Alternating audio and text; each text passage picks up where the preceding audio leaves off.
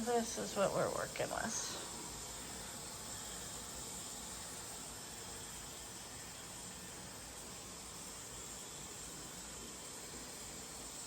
There's a lot that needs to be done. Oh no. While I'm working on that, I guess I can work on this too and tidy it up a little bit. So this is where my struggle is. Right now this is Pango or whatever. These are my I don't know. Some smut, some mafia romance. I'm not really sure. These are my series or author. Like they're all the same author. So I'm not sure. And then that is a hot mess. I haven't gotten to that at all. This is going to be my historical romance. So I pretty much have that set because I don't read it that often. And sometimes I think from here out, I'm just going to do the ebook or the audio. This one, I'll move you again, I'm thinking is going to be my witchy supernatural books. Some that I have series, but again, I don't know what to do because I have auto-buy authors and they're not going to fit on this. So I don't know. This was my authors that I had pretty much a good part of their backlist. Like back here was Emily Henry and all this other stuff. But they're gonna get bigger. Like T. Kingfisher, I have so much all over the place that I have to find out where I put them all. Same thing with Rachel Harris down here. You know, and then where is he? Oh, and then down here, I have all of the Dungeon Crawler Carl books, and they're fantastic. So, I don't know if I want them on my shelf. And then originally, my dad had suggested that we did this for paperbacks. But it's not looking like that's what it's gonna be. And then I don't know what to do with my holiday books. And do I just do my Christmas books and that's my holiday books? Or is it holidays? Because like I have New Year's party and then I have pumpkins and then I have to tidy up my dad and my, like this should be showcased somewhere. And it should be in the detective part in my head. But I have no idea. Oops. What to do with this. So, we're getting somewhere. Right, here is this one. It's all my dad's James Patterson, things that he likes. And then thriller mysteries with a little bit of horror in there. And then this one, I didn't know what to do, so I kind of threw things together. And then I found a home for that. And then this one, it only makes sense to me. So, historical romance, it used to be just mass paperbacks, but I as I'm reading historical romances and finding the ones that I like, I figure I'll give it a shelf. And then this is paranormal and witchy books. And then these are series or by the same author. They're really, it's just hodgepodge. And then down here are all my smutty books, but mixed with holiday, because I didn't know what to do with holiday. So, looks a little bit better. Hello, I am Kristen from the Never Ending TBR in Kristen's Corner. The next couple of weeks, my posts are going to be a little wonky. I usually do on Saturdays. I can't promise that I will have them up on Saturday, but I will have a weekly video. The clip that you saw before I got on is I fixed my bookshelves. I had to reorganize them. I have 2 bags of books that I have to decide whether or not I'm going to sell them on Pango or if I'm going to put them in my free little library that I'm finally going to put together and figure out where it's going to go. I just want to spruce it up a little bit. So those are some future video plans. This is what I read for the month of May. I kind of caught you up at the halfway mark.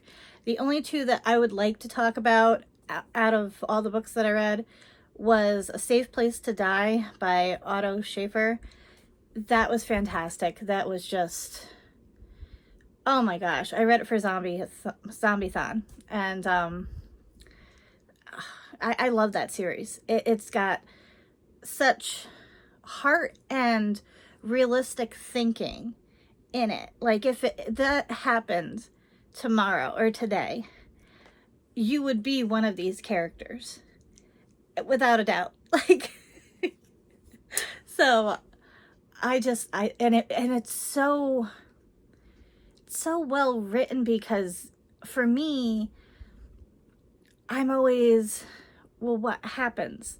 You know, you get to these safe places where they've figured out how to stay away from the hordes of zombies. And then because these things are, you know, it's supposed to be a parasite that came from the rain in the first book, they start doing something like in the second book that is so creepy and so scary, and I freaked out because I'm listening to it, and just how you would think to save yourself, and how some of the things that you would do are so stupid. Like, when you have time to think about what you did. So I love the books. I almost freaked out about the dog. There was this incredible heartfelt part where an elderly couple helps the this makeshift family. Basically, it's a husband and wife, and they found this little girl, and I don't remember where we got the dog from. I don't know if it's the dog that was with the husband and wife. I think so, though. I think he was with the wife in the first book. It's been a while since I read the first book. But they're like this found family, and they're trying to make it through, and this elderly couple helps them, and something happens, and it's beautifully sad, and I just started sniffling. Oh my God, it was so much. But yeah, so I'm hoping to finish the series or get caught up, because there is a new book that came out, so I still have 3, and then the new book. Anyway, enough about that one. And then the next one is A Perfect Marriage by Geneva Rose, and I'm kicking myself in the butt for not reading this book. I listened to TikTok and social media, just, I don't know. A lot of people love her social media, but they don't enjoy her books because they're expecting almost like a Stephen King meets some kind of mystery thriller in her books, and she doesn't write like that. She writes more like Grady Hendrix and kind of like Bryn Weaver and Nevessa Allen and all the authors, the newer authors that I love. She has a similar vein for, like, this is a horrible situation, and let's throw some jokes in there to, you know, make it more palatable. And this one, I figured out who had framed the husband. So what the well, I'm going to spoil it. So if you want to scoop by, I'll let you know when I'm done with the book. But it's about this husband and wife, and the wife is a defense attorney for a big law firm, and the husband is an author, and he is cheating on her because he's bored. Hands down. Like, that's the reason why he's doing what he's doing. So he meets up with his mistress, and he leaves the next morning, and he goes about his day, and the police show up, and she's been unalived, and she was unalive in the bed with him, and he cannot figure out what happened. And you come to find out the mistress was married to a police officer, and he knew about it, and he still did it because he felt a certain kind of way for his mistress.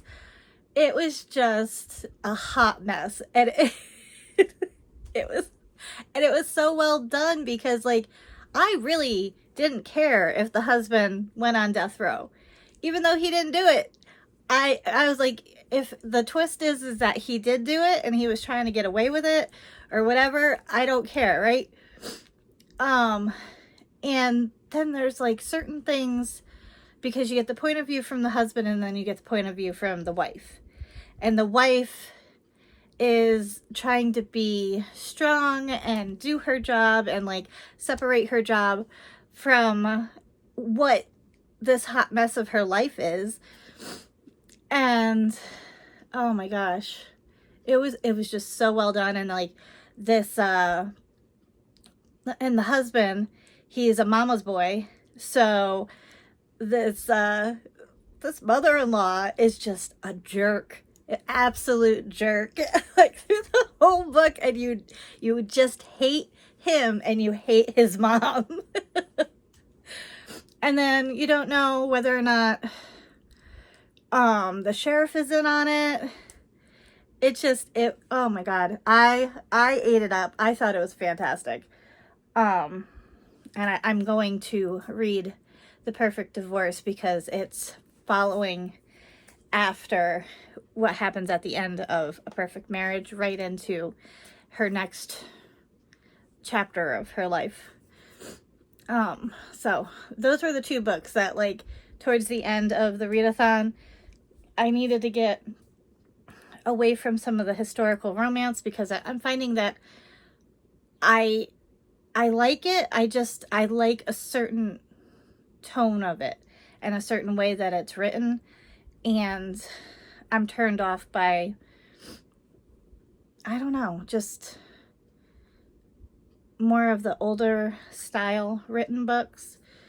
I like historical romance where it's been moved up the timeline a little bit, where it's like early 1900s or even 1800s, where transportation and everything's changing. So that was the readathon.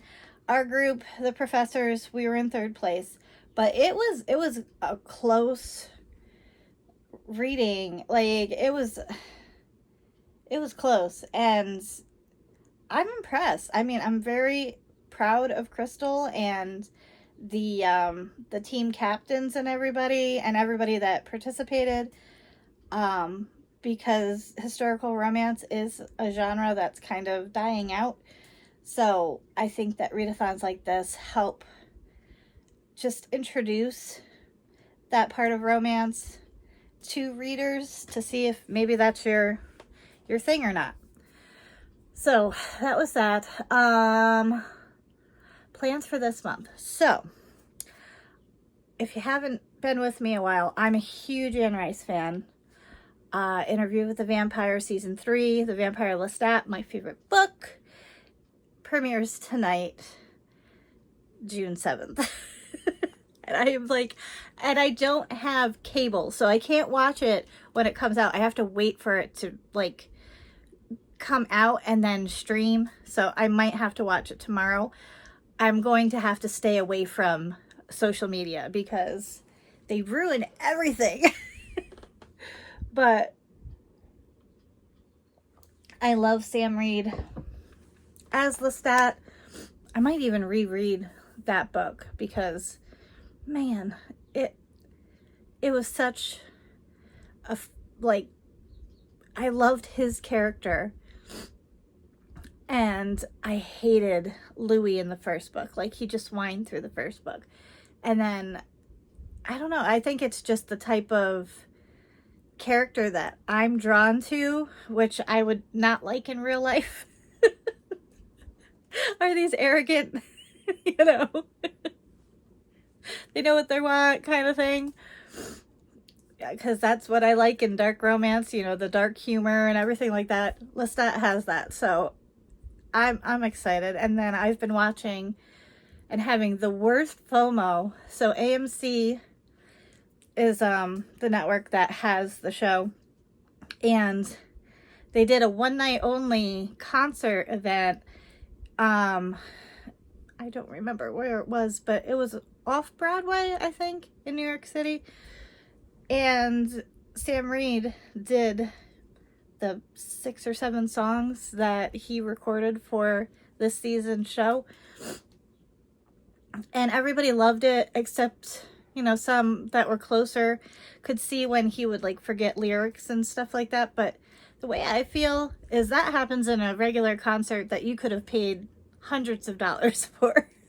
So the fact that that is not the type of actor he planned on being, and that he has embraced it, I just applaud him. I love the entire cast. And the only thing that I want from the merch is I want a band shirt. I want whatever the album cover is, or whatever image they want of him to, like, represent this season, to be on the front, but on the back have all the dates from all the things that he talks about in the book. That's all I want. And I have yet to find it on Etsy or anywhere. So anyway, so that is one of my big things that I'm excited for this month. And the other things that I'm excited for is Blake from Blake Hart's Books. She is doing a Summerween readathon.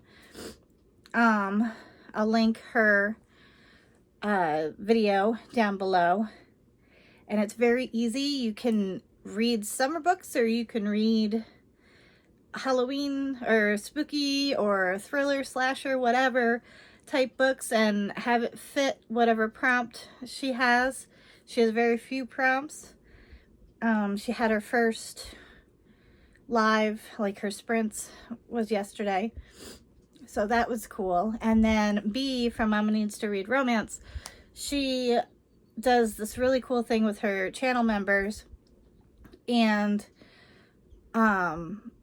we go on a staycation, and this year we are doing a cruise, and we are doing Disney princesses. So each week is a different Disney princess, and the prompts go along with the movie, and you fill out a little form, and you might get something towards the end of our cruise. So last week was Princess and the Frog. I had a blast. I still have to put my video together. So I'm not going to do a TBR video this month, because this and this basket are all my possibilities, plus things on my Kindle and audiobooks that I have. So I have my work cut out for me, but it's for the next 3 months. So I think what I'm going to do is just do a weekly wrap up with that prompt or whatever. So that is everything. I hope you're having a great day and a great week, and I will see you in the next one. Bye.